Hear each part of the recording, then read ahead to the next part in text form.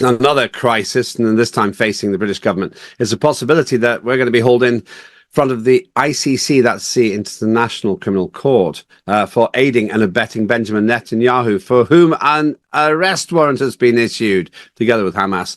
Is this true? Can this be the consequence of our, some would say, ill-judged and almost unfailing support for Benjamin Netanyahu? Somebody who knows is Lee Slaughter, who joins me now, military commentator. Lee, thanks for your patience there. Good morning. Good morning, Lembit. How are you?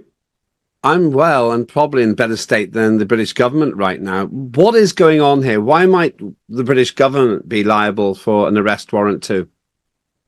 Well, to frame the question, the ICC, I think, have been quite brave here because they've been under tremendous pressure not to pursue this.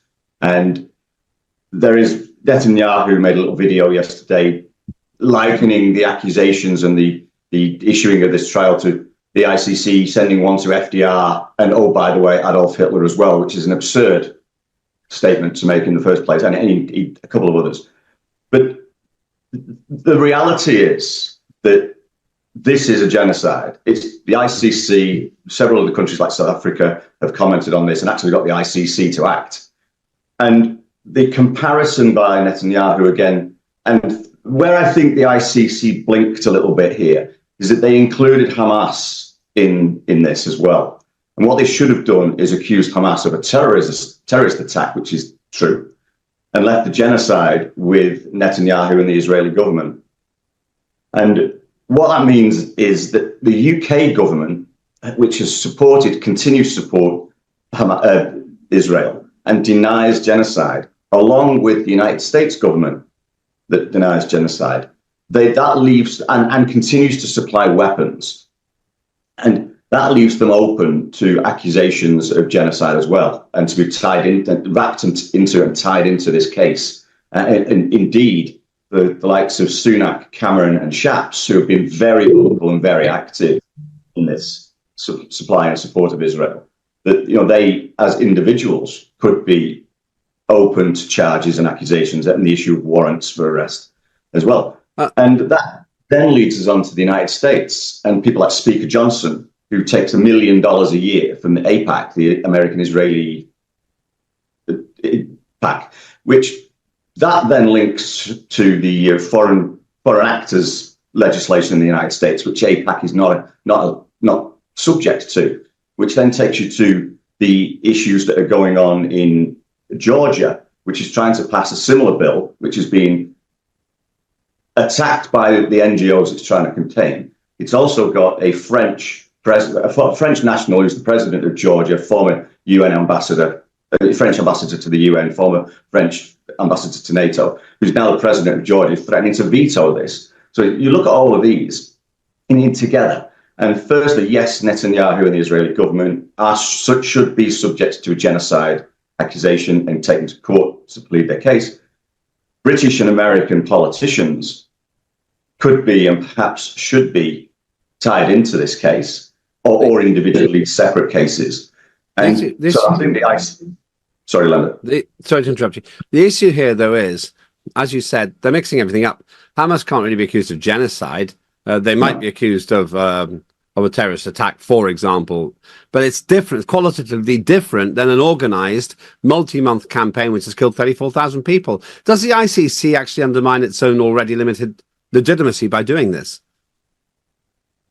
I think they've been quite strong at one level. They've actually done it. They've issued the warrants. I think the fact that they've tied the Hamas October 7th attack to the genocide accusation shows demonstrates some weakness as well. And I also think that if you look at the pressure that's come from particularly the United States government and the denials from the UK government and other European governments, I should add, that I think the ICC is trying to do the right thing at the same time as feeling the pressure that they have to appease Israel as well and the United States. And that's demonstrated as well with Netanyahu saying that the United States will punish them if they do this. Well, why would the United States punish the ICC if the accusation is against the Israeli government? Surely it's the Israelis that would want to do the punishing. Or is it a case that the Israelis will release information on American politicians if they don't do as Israel asks. And so this presents a dichotomy at a number of levels, but it also presents an opportunity for those politicians in the West, in the UK and in the United States, who are not compromised, who are not paid off and bought off by the Zionist lobby, that they can act and perhaps even purge Western politics of all that has gone wrong over the last 60 years. There is an opportunity to subject our politicians to this level of rigor, to this level of proving their innocence in the ICC, and perhaps trying to address all of the problems, all of this, many of the elements, economic and otherwise, that you touched on earlier, Lembit. Yeah, there's a problem, though. The Labour Party and the Conservatives, the two biggest parties, and to an extent the Liberal Democrats, they're all mired in the same "we oppose a ceasefire, carry on Netanyahu" line. George Galloway, he won a by-election because he took the line that you said. He's unlikely to be the next Prime Minister, though. And so the issue remains that we've got all these parties, even some of the smaller ones, saying, yeah, this is all right, carry on, Benjamin. And as a result, potentially, whoever's in charge here, Britain would be subject to the kind of arrest warrant that the ICC has issued against Netanyahu in particular, because we've aided and abetted his antics. We have, and we continue to do so. And to the extent that both the US government and the UK government refuse to accept genocide accusations and deny it at the same time as supplying the means by which this genocide is perpetrated. So that is absolutely complicity. And the ICC should be considering charges and arrest warrants against a number, certainly the three UK politicians I've named. And the death toll is phenomenal. I mean, if it was in the UK, 1.5% of the UK population would be something like 1.2 million people. And that's the proportion that have been killed, almost all of them, most of them civilians. I'm just wondering, is the ICC setting a precedent that means it could actually do the same thing, even if it's ineffectual, against, for example, Tony Blair and George W. Bush about the illegal war in Iraq, which killed hundreds of thousands of civilians on a false prospectus? Absolutely, it could, and it should. And maybe if it had happened, we wouldn't be where we are today. And this is, at one level, this is why I see the ICC as acting with strength at one level, but with weakness at another level. And whether we are able to pursue this case going forward is also a question that needs to be asked. But yes, I think if Tony Blair and Bush had have been charged back at that time, then that may have put the brake on this mad rush to the New World Order that we're into now. And you say 1.2 million people dying in the UK. We haven't finished with COVID vaccines yet. Yeah. That precipice is approaching. We'll be talking to a lawyer later on about whether there's a Nuremberg type case to be had against the known contaminated blood experiments on children, yes, particularly in Wales, for example. Just one more. Has anyone in Parliament had a proper debate in the United Kingdom about this yet, or have they just decided to just ignore it for now? Well, no, there hasn't been a debate. But then you'll probably know yourself, Lembit, having actually been there, that the Westminster doesn't debate anything of any value anymore. And when it does, it doesn't come to a conclusion.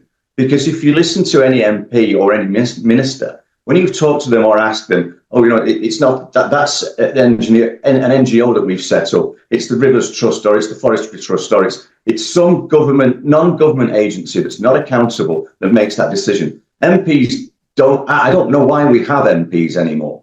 To the extent Andrew Bridgen asked about myocarditis in the Channel Islands because they're not represented, and Penny Mordaunt's response in the House was, well, you've represented them, so we don't need to do anything else, effectively. And that's where we are with politics. And so I go back to the ICC and potentially additional charges against British ministers and American ministers equivalent. This is an opportunity to perhaps purge Parliament, to purge MPs, to purge the parties of these compromised politicians, and maybe reset and start again, a proper. In other words, I could go back in there. Absolutely, why not? Well, I can tell you lots of reasons, but you're quite prophetic because we've actually got Andrew Bridgen on the show later on this morning to talk about the contaminated blood scandal. Thank you, Lee. We'll get you back on this. Never enough time, but we'll see how this develops. Perhaps it won't. That's Lee Slaughter, who is quite clear that Britain is complicit in what could be argued to be a genocide in Gaza.